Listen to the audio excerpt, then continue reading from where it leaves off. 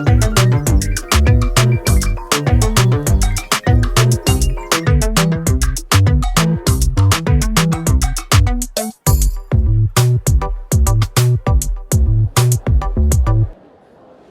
भारत के बाद प्रधानमंत्री नरेंद्र मोदी ने आज अमृत भारत ट्रेन को भी हरी झंडी दिखाकर आज इसकी शुरुआत कर दी है।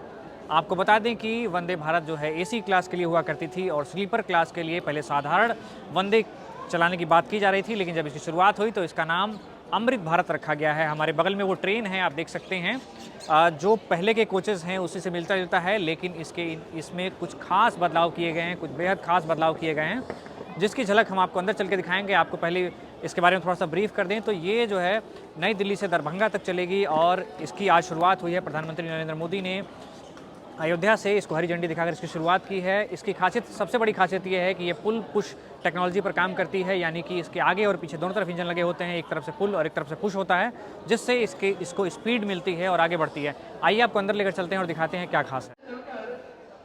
आइए अब आपको अंदर लेकर चलते हैं और इसका फर्स्ट लुक दिखाते हैं। तो जैसे ही आप अंदर घुसेंगे आपको एकदम नई नवेली जो नई ट्रेन होती है उसका फील आएगा। आप इसका इंटीरियर देख सकते हैं, एकदम नया इंटीरियर है। और आज चूँकि देश की पहली ये अमृत भारत ट्रेन है, इसके सबसे पहले तो हम आपको इसका सीट दिखाएं। तो ये सीटिंग कुछ इस तरह से है, आप देख सकते हैं, ये सीटिंग है। सामान्यतः आपको इसी तरह का सीटिंग देखने को मिलता है, लेकिन यहाँ पर कुछ छोटे छोटे बदलाव किए गए हैं, जैसे कि यहाँ पर 2 चार्जिंग स्लॉट दिए गए हैं।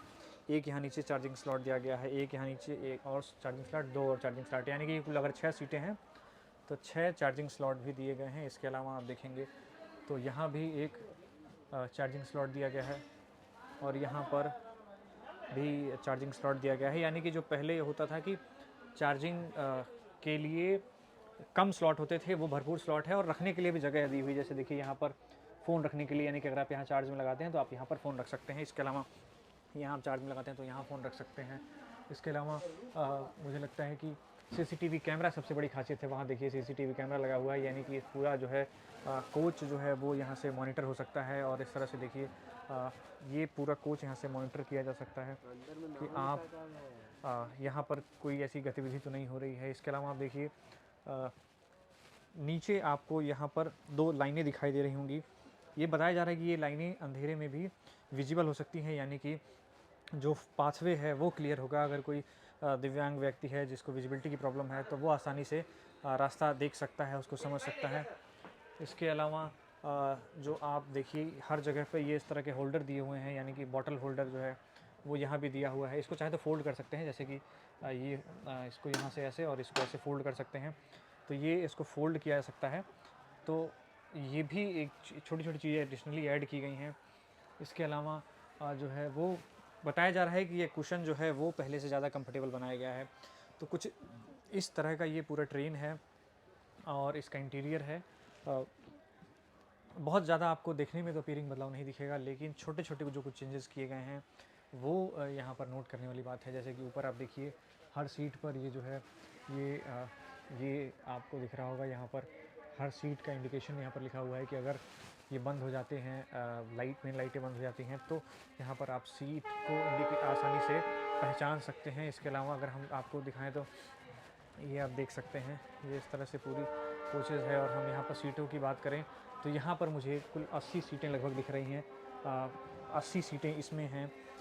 और यहाँ पर ये बताया गया है कि ये जो विंडो सिस्टम है इसमें भी कुछ बदलाव किया गया है, यानी कि ये इस तरह आप देख सकते हैं, इसमें ज़्यादा स्मूथ बनाया गया है। ऐसा रेलवे का दावा है कि आप आसानी से इसे खोल और बंद कर सकते हैं। और ये भी दावा किया गया है कि जब अगर आप इसे बंद कर देंगे तो ये बाहर से कोई भी बारिश की पानी या फिर हवा बिल्कुल नहीं आएगा, यानी कि अगर बाहर बहुत ठंड है तो आप इसे बंद करने के बाद इसे पूरा पैक समझ सकते हैं।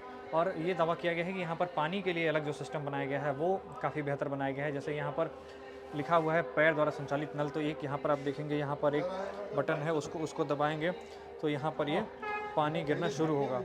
तो ये एक पानी, ताकि पानी की बर्बादी कम हो, एक बार आप दबाएंगे तो एक फिक्स अमाउंट में ही पानी निकलेगा। इसके अलावा यहाँ पर जो है वो